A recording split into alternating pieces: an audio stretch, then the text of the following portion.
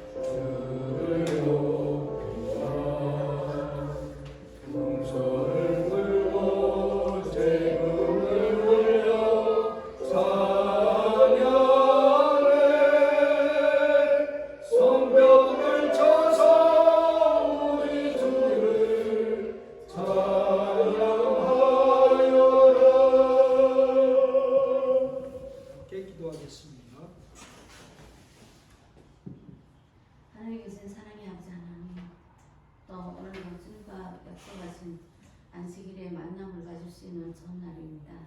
좀 부족하고 너무나도 정말 보잘것없는 저희들이지만 또 주님 전에 와서 주님께 예배드릴 수 있도록 인도해 주시면 감사합니다. 아버지 하나님, 이 시간도 정말 주님께서 이 자리에 차고 넘치게끔 많은 성도님들이 모일 것을 바라지만 저희들이 무능함으로 정말 빈자리가 너무나도 많습니다.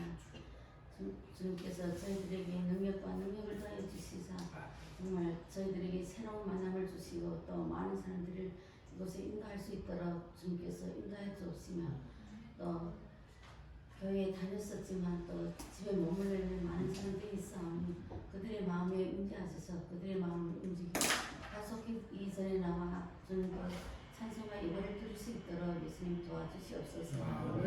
또 우리 교회는 분명히 어린 아이들이 있습니다. 정말 이 예배 보는 동안에도 그들이 마음을 붙들어 주시고 그들이 적적하지 않게 해주시고 정말 그들이 주님의 그 말씀에 온전히 마음에 새길 수 있는 그러한 마음들을 가질 수 있게끔 예수님 도와주시옵소서. 또 이 시간 주님의 말씀을 대하는 저에게 주님 함께 해주시고 정말 오늘 저희들에게 주님께서 주시고자 하는 말씀들을 온전히 전함으로써 저희들이 정말 주님과 더 가까이 할 수 있고 주님만의 온전히 감히 정말 큰 무기를 가질 수 있도록 예수님 도와주시오며 끝날 때까지 주님 함께 해주시기만을 간절히 바라고 원하면서 저희들을 심히 사랑하시는 예수님 이름으로 간절히 기도합니다. 아멘.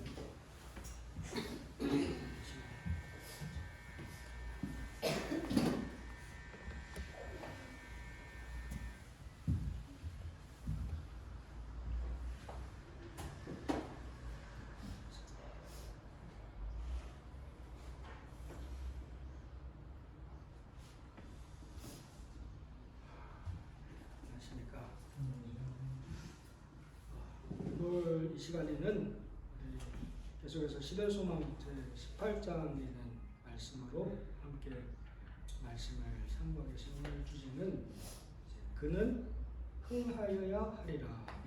침례원의 그런 이야기들로 하나님께서 오늘날 우리에게 주시는 그런 교훈들을 살펴보도록 하겠습니다.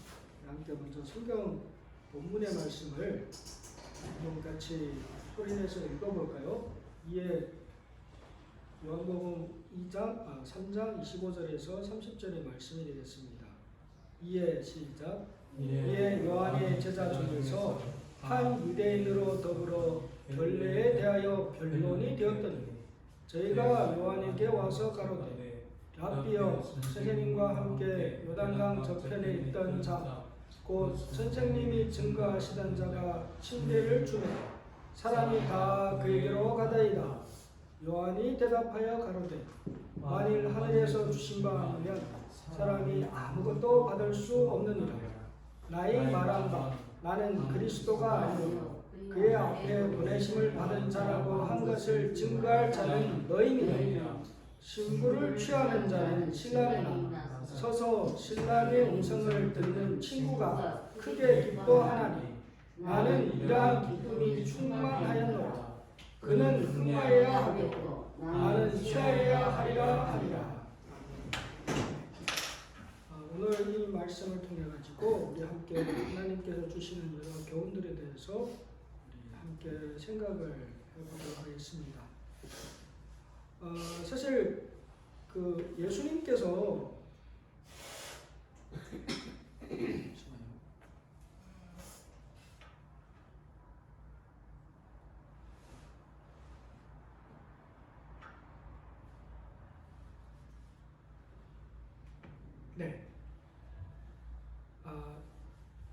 예수님께서 공생애를 시작하게 된 계기가 누구 때문이었어요? 결국 침례 요한이 먼저 이제 사역을 시작했고, 침례 요한이 예수님께 침례를 베풀면서 이제 모든 사람들에게 공표를 했죠. 이분이 바로 우리가 기다려왔던 그분이다. 이분이 메시아라고 이야기를 했습니다. 그렇지만 이제 침례 요한이 사명이 있은 만큼 예수님과 같이 동거적으로 활동을 했던 그 시기적인 사건이 바로 오늘 있은 이 사건이라는 겁니다. 요한의 제자들이 있습니다. 요한의 제자들 중에도 이제 다시 요한의 그런 말씀을 듣고 나서 예수님의 제자가 된 사람도 있었죠. 대표적으로 누굽니까? 안드레나 베드로도 사실은 처음에는 이제 요한의 제자였죠. 그러다가 이제 바꿔가지고 이제 예수님 제자가 됐는데, 이제 요한의 제자들이 있었습니다. 근데 같이 활동을 하다 보니까 예수님의 제자들하고 요한의 제자들하고 같이 이제 활동을 하고, 침례 요한은 그때까지만 해도 이제 광야에서 침례를 베풀었어요. 또 같이 이제 침례 요한과 이제 요한의 제자들도 같이 전도를 하고, 예수님의 제자들도 또 같이 이제 또 말씀을 전파하고, 또 이제 예수님의 제자들도 침례를 주는 거예요. 그 요한의 제자들의 입장에서는 어땠을까요? 얘네 봐라. 어찌 보면 이게 좀 안 좋은 얘기를 하면 뭐예요? 뭐 여기 와가지고 굴러간 돌이 와가지고 박힌 돌을 빼려 하네. 니네 와가지고 우리 밥통을 빼앗네. 뭐 직업적으로 생각하면 그렇게 생각할 수도 있겠죠. 그죠? 이거 뭐 하는 놈들이야. 와가지고 키워줬더니만 이제 와가지고 이렇게 감히 공공연하게 우리가 하는 이 사역에 니들이 와가지고 이 자리를 빼앗으려고 지금 하는 거 아니냐? 뭐 그렇게 지금 된 거죠. 그래서 여기 시대성화에 보게 되면 표현하기를 요한의 제자들은 예수의 인기가 상승하는 것을 시기의 눈으로 바라보았다 했습니다. 여러분 이게 인간의 마음이에요. 그죠? 우리에게는 이런 마음이 없을까요? 어떻습니까? 맞지. 사촌이 밭을 사면 배가 아프다 그러죠. 우리말 속담에. 그럼 그 속담이 왜 나왔을까요? 실제로 어때요? 진짜 보면 나와 상관없는 사람이 밭을 사면 배가 아파요? 뭐 어떤 모르는 사람이 밭 부자 그러냐고. 그런데 뭐요? 나와 상관 있는 사람이 누군가가 잘 된 거 보면 어때요? 나도 모르게 시기야. 그렇죠. 쟤는 학교 때는 지질이 공부도 못했는데 지금 잘 나가니까 뭐예요? 꼴 보기 싫다. 그죠? 제 동생이 그러더라고. 지금 뭐 이게 동창들 취미 있는데 학교 때는 지질 공부 내보다도 공부 훨씬 못했는데 지금 잘 나가서 어느 뭐 중층스에 뭐规划 주任인가 그걸 하고 있다고. 자기 연락도 안 한대요. 꼴 보기 싫어서. 그게 뭐예요? 인간의 법, 그게 마음이에요. 그게 뭐예요? 요한의 제자들의 마음이 똑같은 거예요. 이거 뭐 우리가 먼저 했는데 이게 와가지고 지금 뭐하냐 그거예요. 그들은 언제든지 예수의 사업을 비평하고 대기하고 있었습니다. 오래되지 않아 귀를 찾게 됩니다.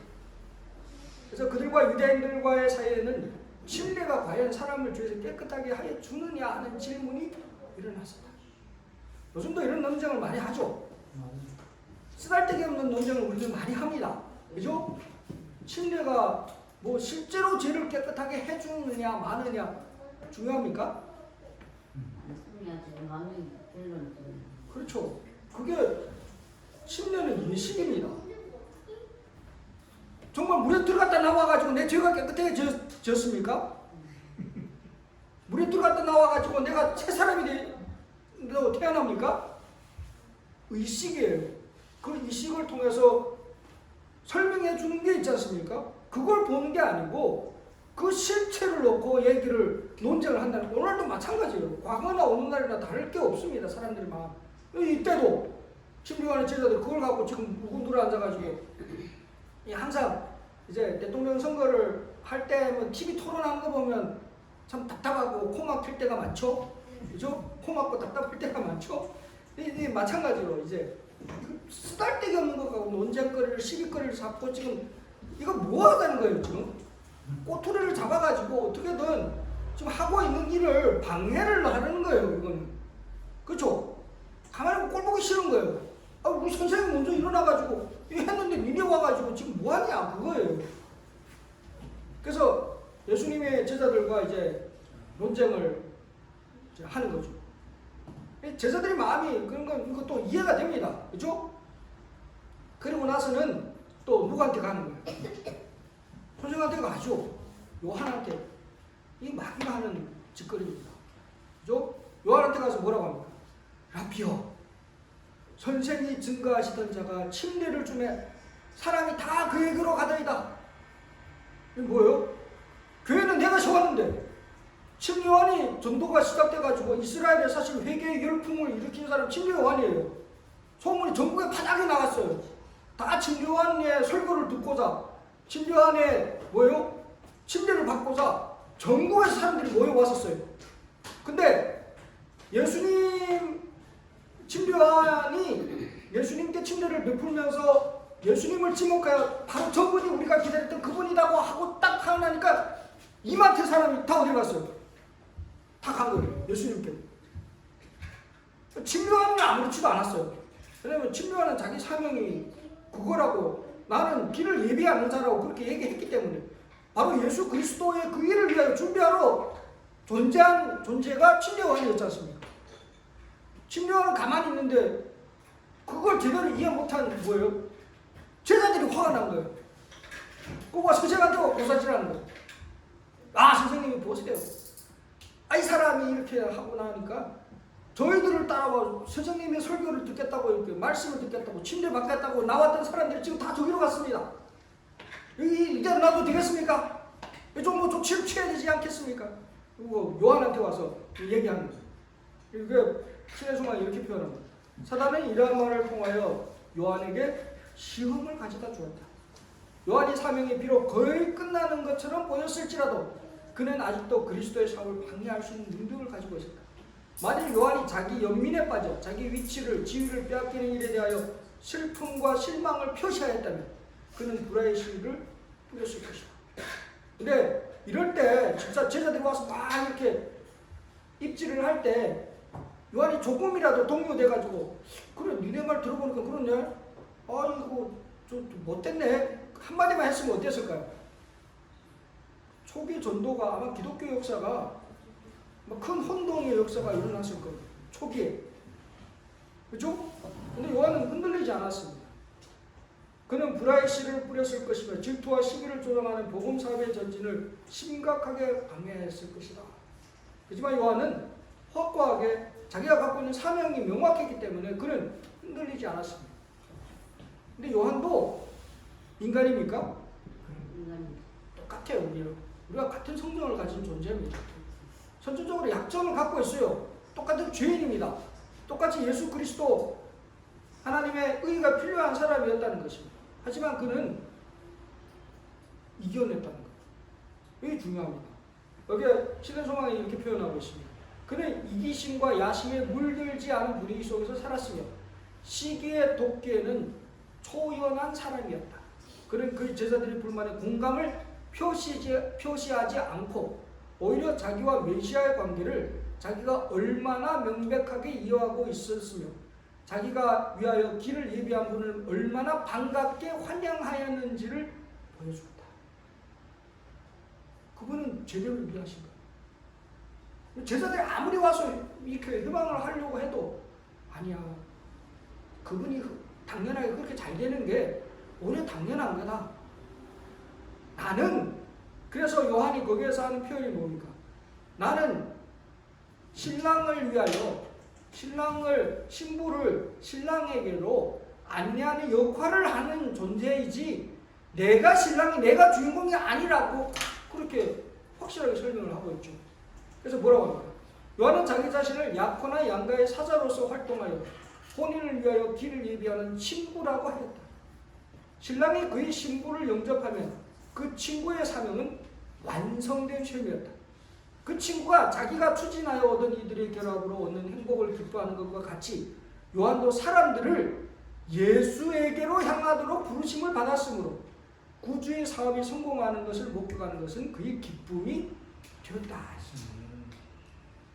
누구께로요? 사람들의 시선을 누구께로 향하게 해요?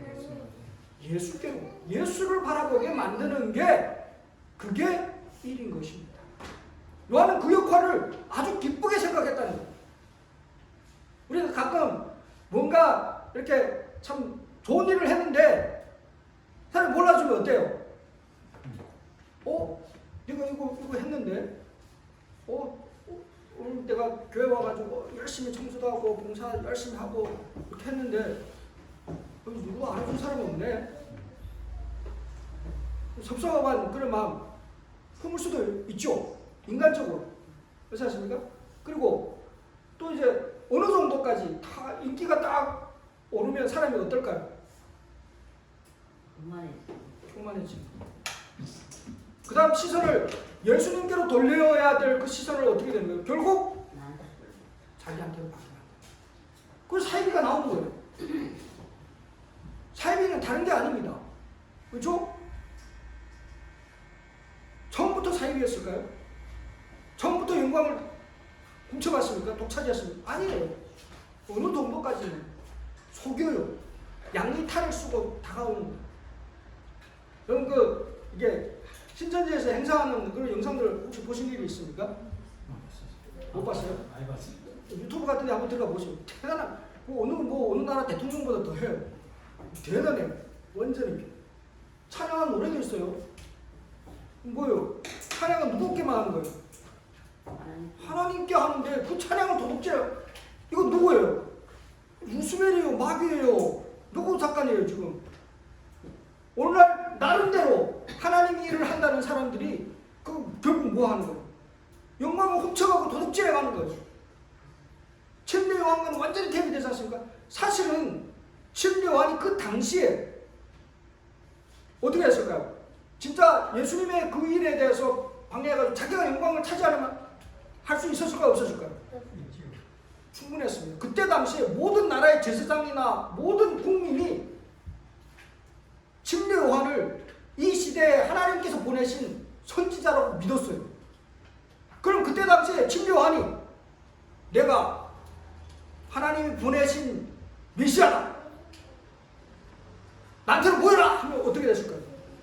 전국의 모든 사람이 다 모여가지고 오히려 로마를 반대해가지고 이렇게 정권을 세워도 100% 가능했습니다. 근데 요한은 자기의 사명을 이해했다. 아니다. 내 일은 너희들의 시선을 저분한테 예수께로 행하게 하고 다 그분께로 가라고, 자기한테 오는 게 아니고 다 저분께 가라고 또 밀었다는 거예요. 그게 침례 요한입니다. 요한은 정말 대단해요. 그래서 예수님께서 요한에 대해서 이 땅에 살았던 자 중에 여인이 낳은 자 중에서 가장 높은 자라고 이렇게 표현하는 그런 표현 자체가 조금도 그렇게 뭐 과장된 그런 표현이 아니라는 거예요. 요한은 정말 대단한 그런 인간이었음에도 불구하고 대단한 한 분이셨다는 겁니다. 요한 또 자기 사명을 이야기를 뭐라고 했습니까? 나는 소리라고 했어요. 요한은 믿음으로 구속주를 바라봄으로써 자기 희생의 경지에 도달한 정말 최고의 경지입니다. 어찌 보면 자기는 그냥 없는 거예요. 그림자예요. 정말 오직 예수만 높이는. 오늘날 우리가 이제 교회에서 아무리 목사가 겸손한 목사일지라도 가끔가다 자기를 드러내는 경우들이 있거든요. 근데 요한은 정말 절대 그러지 않았다는 거예요. 그러면서 그가 어떻게 했냐면, 요한은 자신은 한 목소리, 곧 광야에 외치는 소리에 불과하였던 것이다. 이제 그가 침묵과 은퇴를 기꺼이 받아들인 것은 모든 사람의 눈이 생명의 빛 되신 이에게 향하도록 하기 위함이었다. 요한은 자기 자신을 가리켜 소리였다고 그래요. 뭐 이제 한국에도 과거에 이제 외모 지상주의 그럴 때 이제 얼굴 없는 가수들이 있었지 않습니까? 앞에 잘생긴 사람이 나와서 이렇게 뭐 노래하는 것처럼 모양만 보여주고 실제 그 노래를 한 사람은 뒤에 진짜 못생긴 그런 가수로서. 사실 누구요? 대표적으로 한국의 가수 중 김범수 같은 경우도 옛날에는 얼굴이 하도 못생겨가지고 그냥 뒤에서 노래만 했다고 그랬었습니다. 소리는 좋은데 소리라는 거예요. 그냥 소리로만 존재하는 거죠. 얼마나 인간적인 느낌으로 얼마나 그게 사실은 뭐예요? 기분 나쁘고 그죠? 마음이 속상할 수도 있습니다. 그렇지만 침례 요한은 자기 자신의 사명을 알았다는 거예요. 나는 그냥 소리라. 나는 예수님에 대해서 광야에 외치는 소리로서 존재한다는 것을 이제 확실하게 그는 알았다는 거예요. 그리고 뭐예요? 침묵과 은퇴. 이제는 소리 내면 돼요? 안 돼요? 왜소? 예수님이 이제는 소리 내기 시작했습니다. 예수님의 사역이 시작됐으니까 나는 이제는 조용해야 되는 거예요. 그 소리는 이제 끝인 거예요. 한번 딱 내가지고 예수께로 시선이 향하게 됐으면 이제 뒤로 물러나야 되는 거예요. 때가 됐는데도 물러나지 않고 그때도 계속 침례관이 거기서 소리치고 했으면 어떻게 됐을까요? 그럼 예수님의 사역이 진행이 안 됩니다. 사실 침례관은 은퇴를 정말 어찌 보면 엄청 빨리 했죠. 그죠? 몇 달 안 돼가지고 사역을 시작해가지고 1년도 안 돼가지고 은퇴한 거예요, 사실. 어찌 보면 이게 뭐냐, 얘가 뭐 이렇게 작게 그냥 정말 이거 하루살이 만에 반딧불 마냥 그냥 작게 그냥 빛이 반짝하고 없어져 버리는 거죠. 어찌 보면 좀 억울할 수도 있죠. 그렇지만 그는 그것을 받아들였다. 요한의 삶 속에서 오늘날 우리는 그리스도의 참된 가치를 그곳에서 찾아야 하는 것입니다. 인간의 참된 척도는 뛰어난 재능이나 높은 문벌이나 놀라운 능력이 있는 것이 아니라 정결하고 우아한 심령, 자신을 높이지 않고 그리스도를 바라봄으로써 오랫동안 상실했던 하나님의 형상을 반사하는 데 있다. 사람들은 만나가지고 처음 보게 되면 뭐부터 봅니까? 이 사람 잘생겼는지 뭐 이거 보고 그 다음 뭐예요? 학벌 따지고, 그죠? 요즘 이제 뭐 회사에서 사람을 채용하고 할 때도 뭐예요? 이력서라는 걸 보죠. 이 이력서 보는데 제일 먼저 보는 게 뭐예요? 학력부터 봅니다. 어느 대학 나왔냐?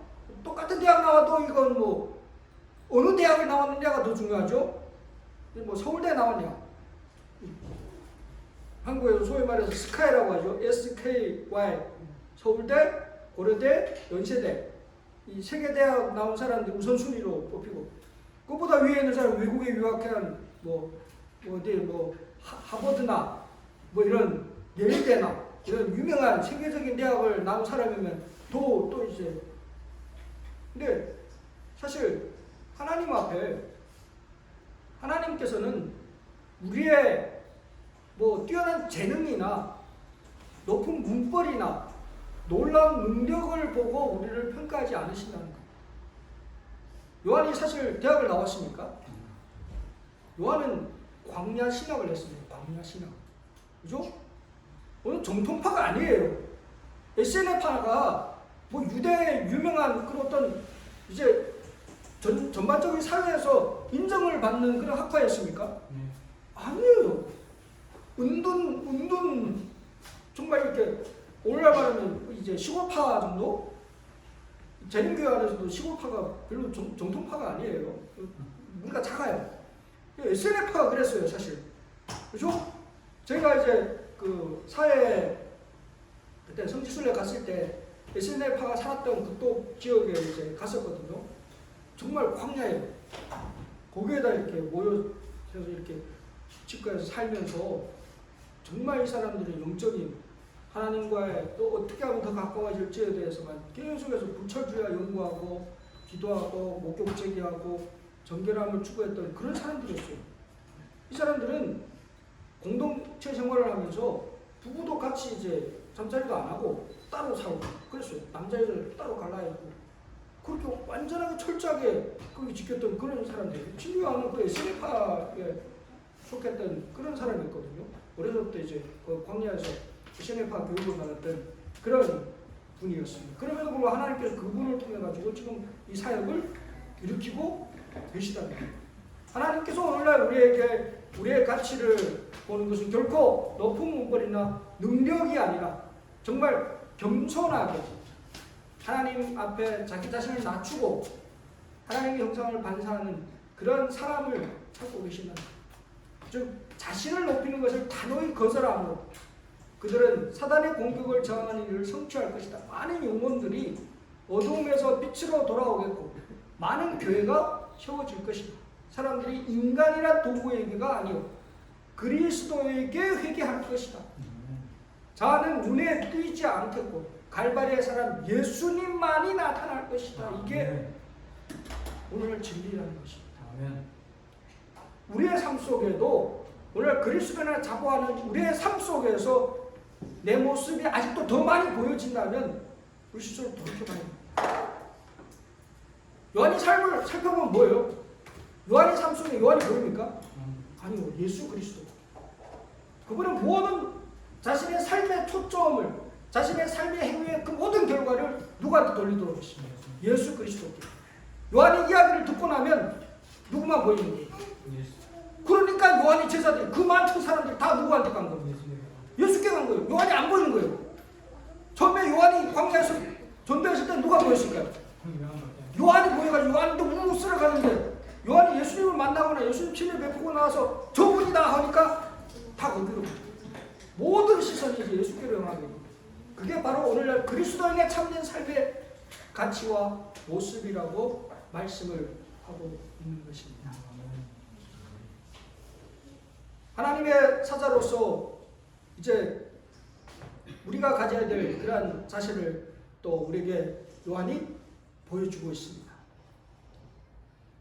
신 요한이 예수님을 가리켜 뭐라고 했습니까? 보라, 세상 죄를 지고 가는 하나님이 어린 양이로다.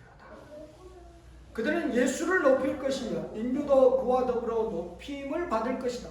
지존무상하며 영원히 거하며 거룩하다 이름하는 자가 이같이 말씀하시되 내가 높고 거룩한 곳에 거하며 또한 통유하고 마음이 겸손한 자와 함께 거하나니 이는 겸손한 자의 영을 소성케 하며 통유하는 자의 마음을 소성케 하려 하십니다.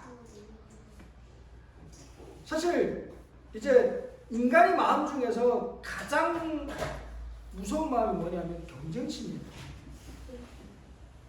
이게 경쟁하는 마음. 사실 모든 이제 그리스도인은 뭐예요? 동력자예요.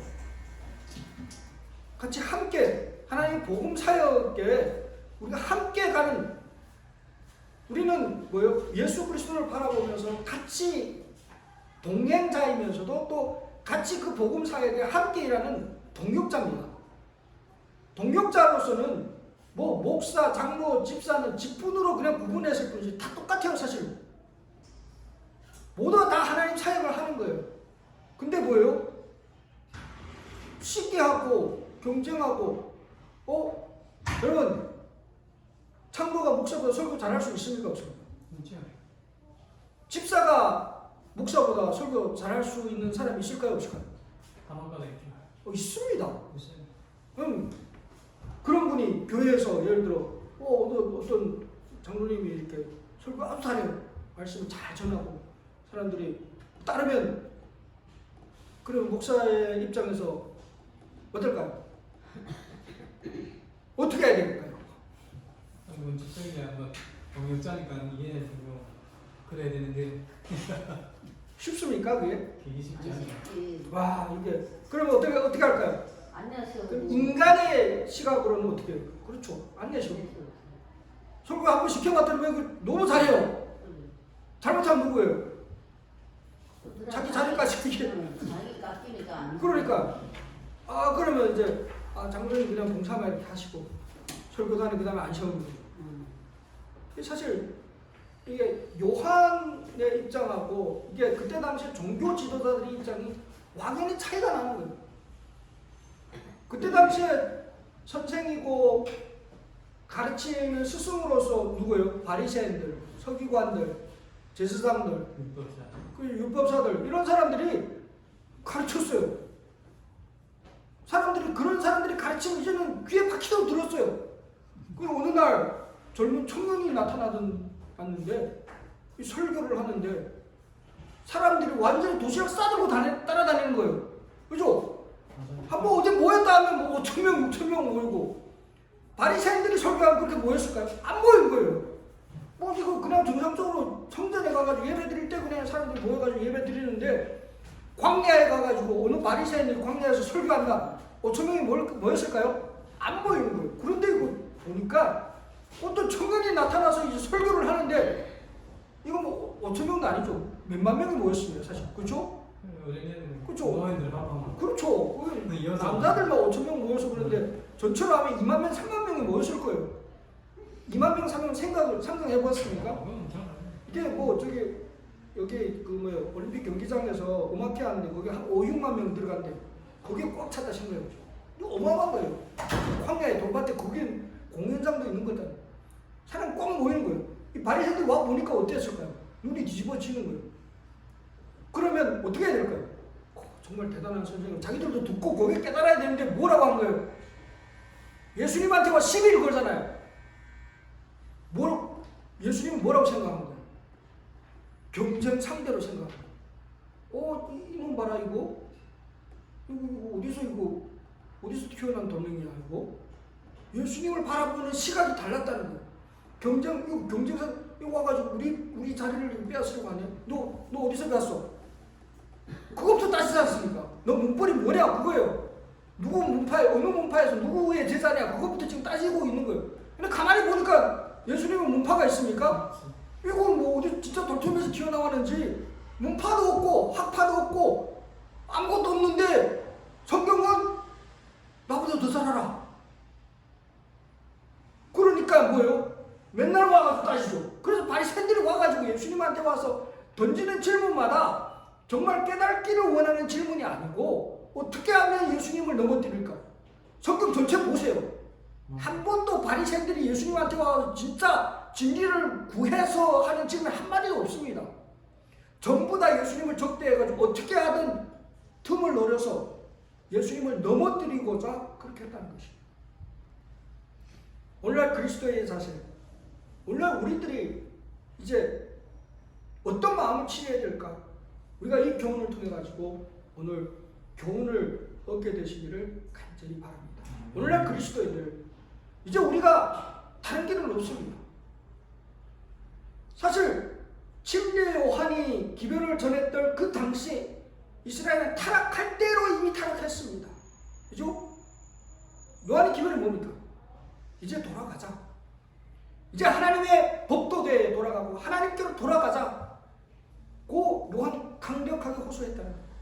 요한의 사명은 이스라엘 자손의 주의를 그들의 조상들의 경험으로 돌림으로써 그의 세대에 불순종하는 이스라엘 자손의 마음을 하늘에 있는 의로운 아버지의 슬기로 돌아오게 하는 것입니다. 아멘. 이제 때가 됐습니다. 여러분, 아직까지 우리가 머뭇머뭇하며 살았다면 이제 돌아가야 됩니다. 맞아요. 여호와께로 돌아가야 되는 것입니다. 여기에 호세아 선지자가 호소하고 있습니다. 오라! 우리가 여호와께로 돌아가자. 여호와께서 우리를 찢으셨으나 도로 낫게 하실 것이요 우리를 치셨으나 싸매어 주실 것입니다. 아멘. 선지자가 간절하게 호소하는 그 호소가 이제 우리의 심령을 올려 하나님 앞에 진실된 마음으로 돌아가시는 우리 모든 성도님들 되시기 간절히 바랍니다. 아멘. 우리도 이제 영적으로 우리는 아브라함의 자손이겠죠? 우리도 아브라함처럼 믿음으로 우리의 마음을 하나님께로 돌리고 그분이 과거의 조상들을 인도한 방법을 늘 기억해야 하는 것입니다. 요한의 사명을 통해 가지고 그때 당시 이스라엘 백성의 마음을 돌렸듯이 오늘도 우리가 이제 요한과 같은 그런 사명을 가지고 어떻게 해야 될까요? 이 세상에 정말 완악한 마음을 품고 세상에 속해 있는 그런 사람들의 마음을 또 하나님께로 돌리는 그 일에 그 사역을 오늘 우리가 감당해야 하는 것입니다. 우리가 그 사명을 감당하기 위해서는 요한한테 배워야 됩니다. 요한은 완전히 자신을 자아는 없었지 않습니까? 요한이 표현을 보세요. 나는 사람들의 시선을 주인공 신랑에게로 예수께로 안내하는 그 역할이다. 그냥 중매꾼이라고 해요. 오늘도 우리가 뭐예요? 우리가 중매꾼입니다. 내가 더 돋보이면 안 됩니다. 뭐 내가 전도했다. 저 김파 집사님 내가 전도했어? 그건 뭐예요? 그리고 누가 보이는 거예요? 내가 한 거, 내가 했습니까? 아니요. 성령이 마음을 움직이신 겁니다. 네. 나는 중간에 그냥 그 심부름꾼이에요. 그걸 착각하고 있는 게 오늘날 우리들의 현실이라는 거예요. 교회들이 뭐예요? 요즘은 뭐 전도 대상 해가지고 뭐 상조 그거 웃기는 일이 아닙니까? 그죠? 세상에 영업 뛰는 거와 뭐가 다릅니까? 그죠? 세상에 영업 잘 뛰면 보험회사들 영업 잘 뛰고 뭐 하면 상 주죠 많이. 뭐가 다릅니까? 우리가 이 세상에서 그런 걸 받고서 우리가 지금 하나님 앞에 나와서 지금 하나님 사명을 감당하는 그러고 있습니까? 아니에요. 비워야 됩니다. 자아를 비워내야 되는 것입니다. 그리스도를 따르는 자들도 역시 그렇다. 즐겨 자기를 비울 때야만이 우리는 하늘의 빛을 받을 수가 있다. 우리가 만일 우리의 모든 생각을 사로잡아 그리스도께 복종시키기로 동의하지 않는 한 우리는 하나님의 품성을 식별할 수도 없고 믿음으로 그리스도를 받아들일 수도 없다. 이렇게 행하는 모든 사람에게 성령이 한없이 주어진다. 그리스도 안에는 신성의 모든 충만이 육체로 거하시고 너희도 그 안에서 충만하여졌다. 우리 그릇에 예수 그리스도를 담고 싶으십니까? 아멘. 그러면 비워내야 됩니다. 뭐 여기에 여러 가지가 있죠? 욕심, 탐심, 뭐 두려움, 하나님을 거역하는 마음들, 그런 마음들이 우리 마음을 차여져 있으면 예수님이 들어올 틈이 있습니까? 요한이 그 모든 걸 비워냈을 때 하나님의 사역을 올바로 감당하듯이 오늘도 마찬가지입니다. 우리 마음에 가득 차 있는 이런 잡다한 것들을 성령의 능력으로 깨끗이 비워내시는 성도님들 되시길 저기 바랍니다. 아멘. 오늘날도 요한에게 임했던 그런 똑같은 위험들이 존재하고 있습니다. 우리가 정말 하나님 앞에 정말 하나님의 도우심을 더 간절한 마음으로 바라지 않는다면 우리는 요한과 달리 넘어질 수가 있다는 것입니다.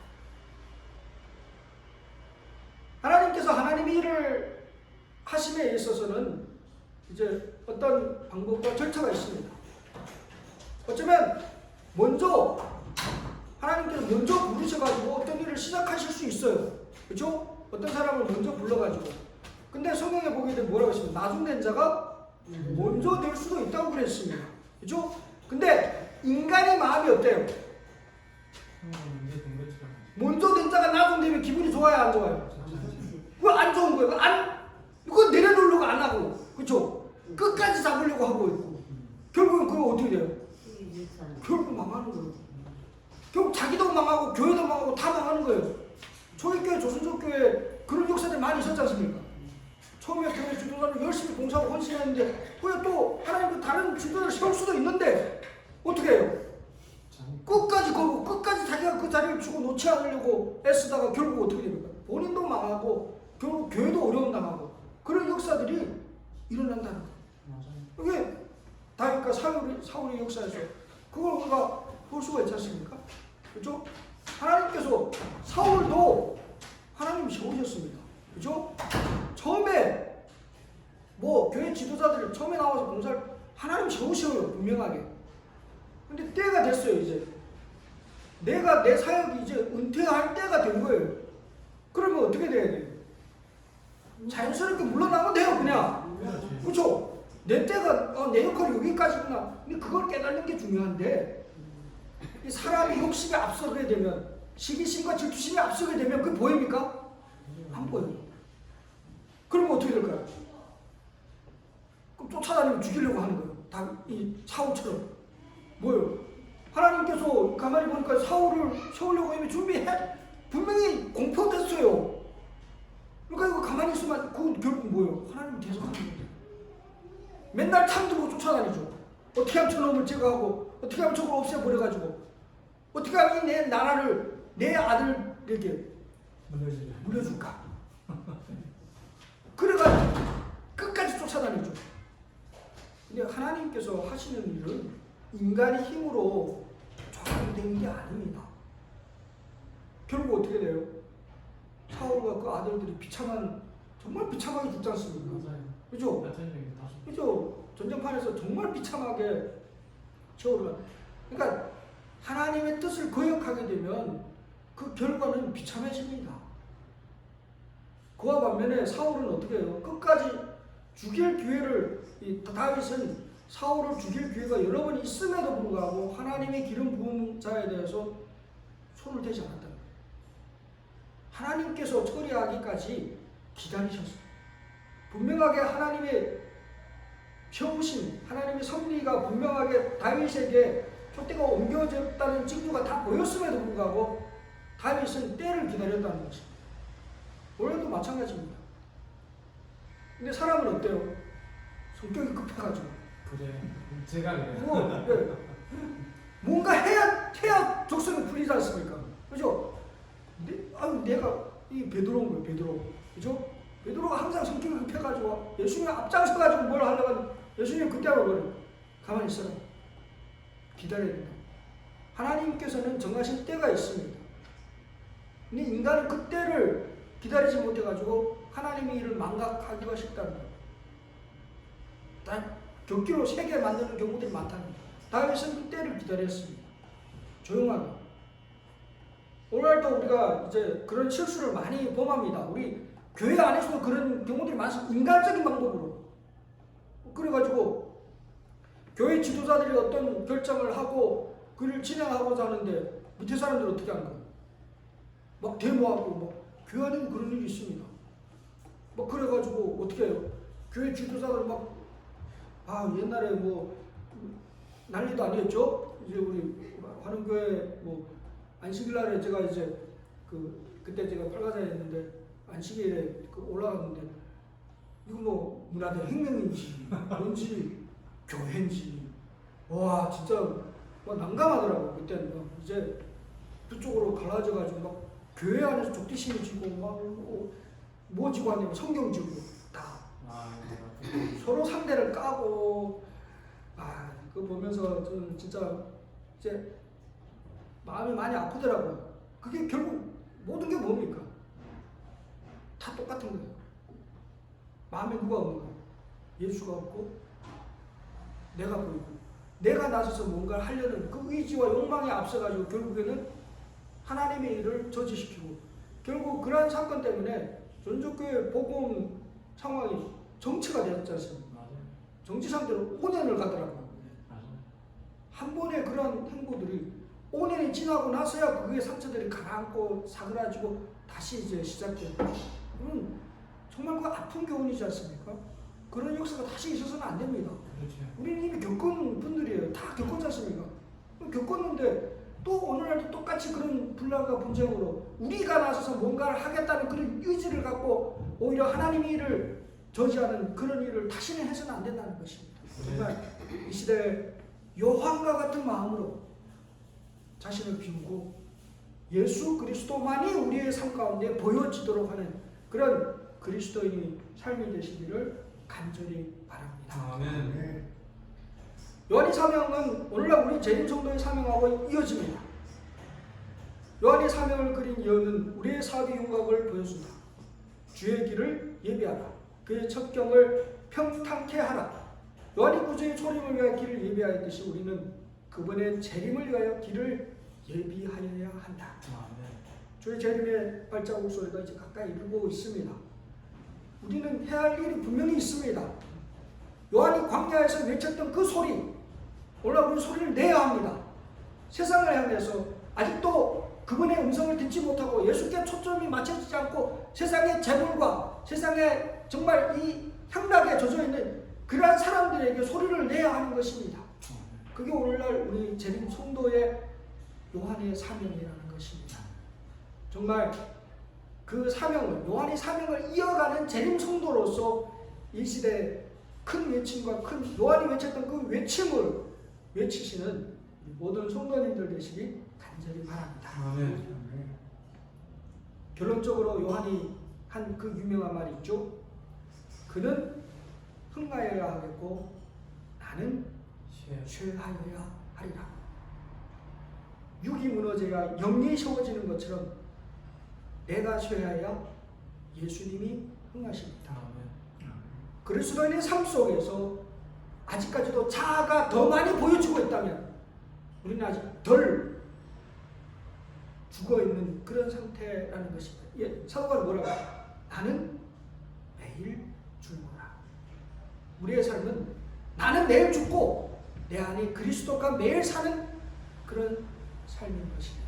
오늘 요한의 이 말 속에는 바로 그 복음의 진수가 있습니다.